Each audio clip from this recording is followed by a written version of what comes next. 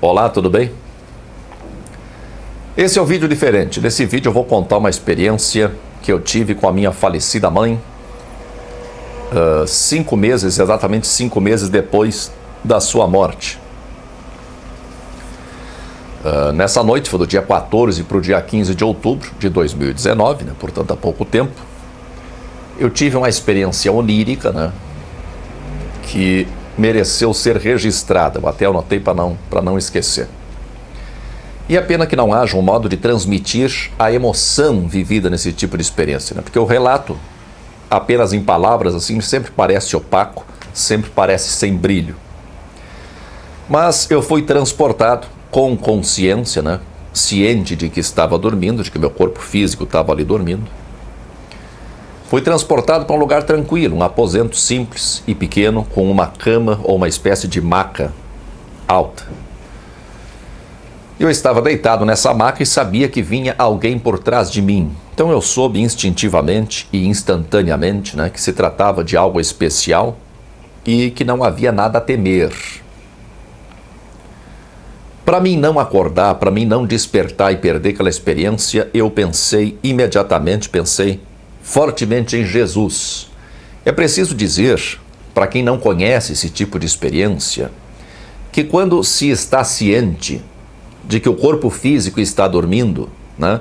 E quando nós estamos gozando assim um bom nível de consciência de nós mesmos e consciência da situação experimentada, existe sempre o perigo iminente de concentrar o pensamento por um instante que seja no corpo físico ou no fato de que o corpo físico está dormindo. Se isso acontece, nós lembramos do corpo, é muito provável, quase certo, no meu caso pelo menos é quase certo, que eu desperto, né? E assim a experiência é perdida. Então me concentrei fortemente em Jesus. Por que Jesus? Em situações como essa, eu costumo me concentrar geralmente nas minhas próprias energias, ou aquilo que eu sinto como sendo energias, né? Sentindo as minhas energias no momento. Ou me concentrar em Deus, né? Como uma ideia primordial, absolutamente segura e inatingível por nada exterior. É assim que eu percebo Deus. Ou então em Jesus. Jesus, por tudo que ele representa para mim, e é preciso dizer que Jesus tem significados muito diferentes para cada pessoa, mas pelo que Jesus significa para mim, dá uma sensação de segurança e amor, uma ideia de fazer o melhor possível ou de sentir o melhor possível. Jesus para mim tem muito a ver com sentimento.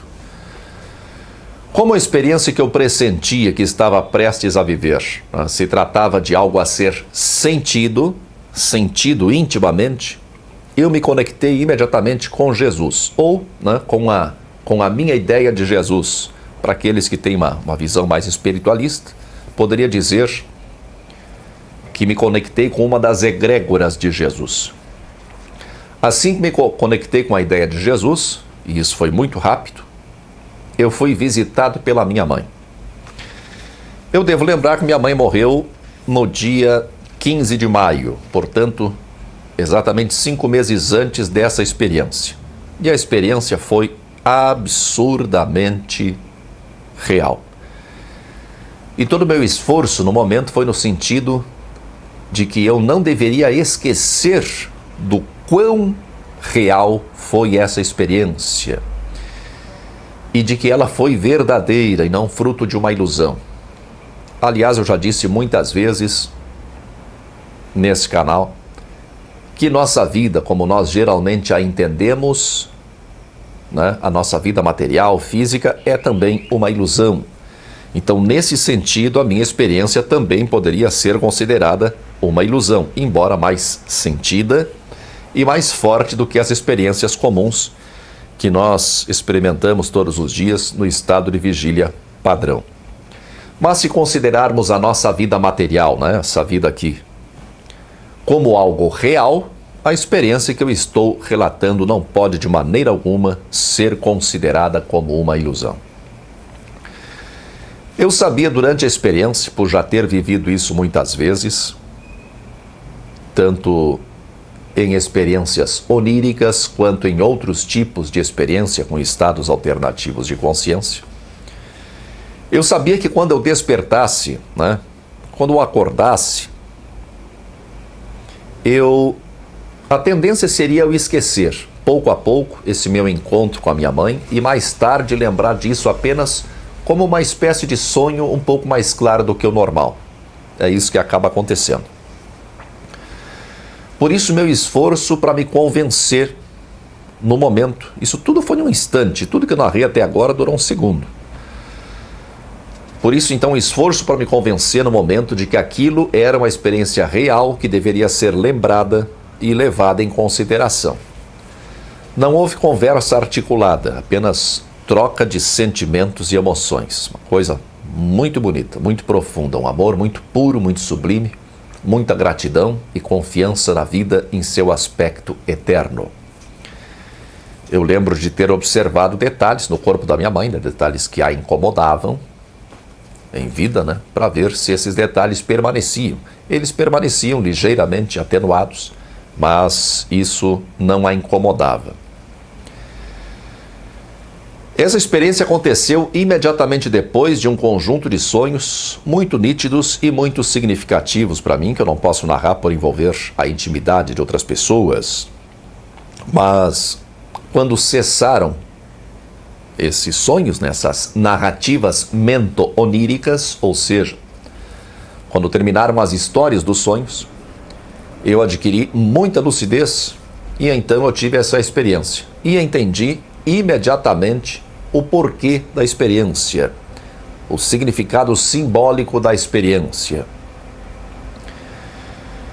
Eu afirmei várias vezes em vídeos nesse canal que eu não acredito mais na continuidade da vida após a morte da maneira como ela é interpretada e pregada pelo Espiritismo. Aliás, eu também devo dizer que em momento algum, durante essa experiência, eu tive qualquer inquietação, nem me passou pela cabeça, né? Qualquer inquietação no sentido de saber se a minha mãe continuava vivendo com a mesma personalidade, né, em que plano ela estaria vivendo, né, ou qualquer coisa desse tipo.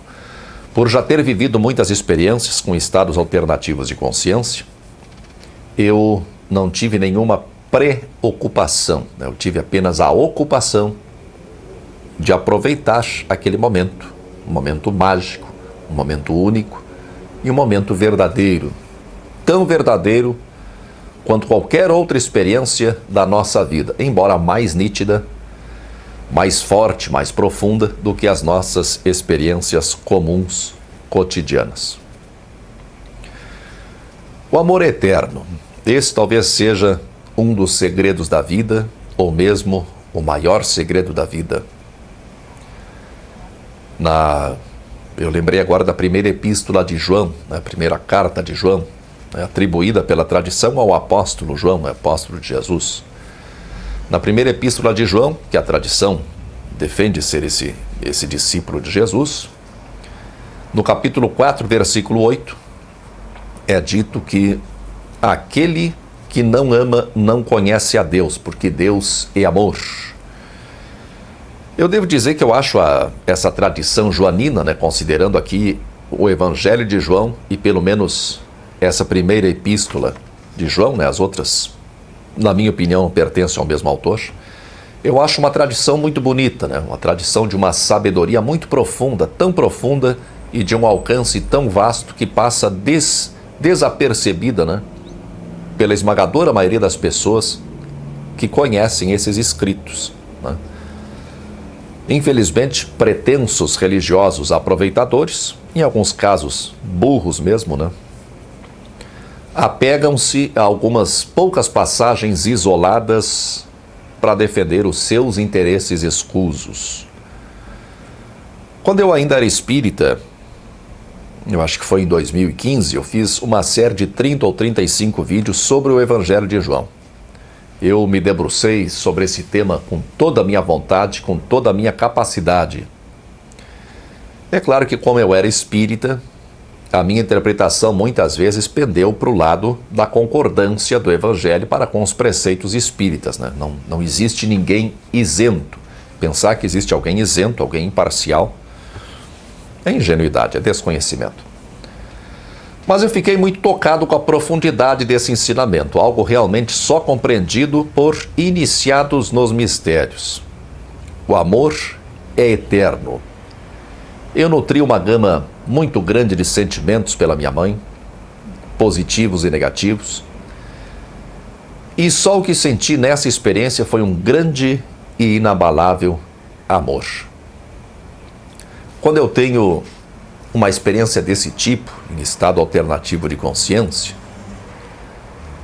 durante a experiência, enquanto estou tendo a experiência, e eu já disse que durante a experiência o tempo e espaço não existem como aqui, mas durante a experiência eu compreendo perfeitamente a eternidade da vida. Mas isso só é compreendido e sentido, né,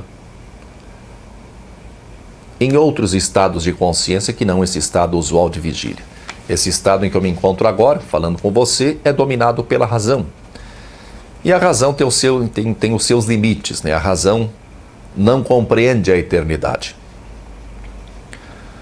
No próximo vídeo eu vou fazer uma rápida análise sobre essa experiência, aproveitando a pergunta do Flávio, né, que nos acompanha aqui no canal. Ele pergunta se eu poderia ter mudado de ideia a respeito do espiritismo por causa da morte da minha mãe. Então, até lá, muita força e paz para você.